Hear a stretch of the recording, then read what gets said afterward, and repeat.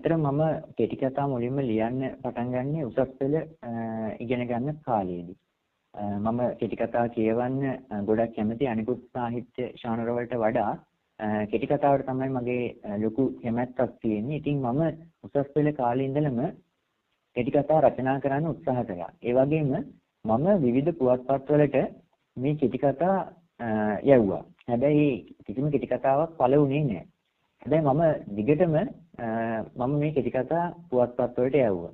ඒක ප්‍රතිඵලයක් විදිහට 2021-22 වසරවලදී මගේ කෙටි කතා කිහිපයක් පුවත්පත්වල පළ වුණා.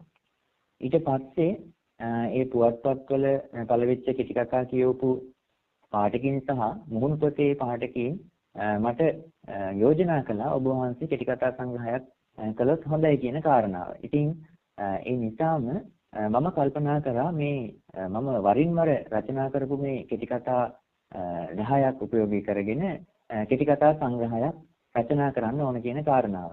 මේකේ ප්‍රතිඵලයක් විදිහට තමයි මේ තුහින පොරොන්දුව කියන කෙටි කතා සංග්‍රහය රචනා වෙන්නේ.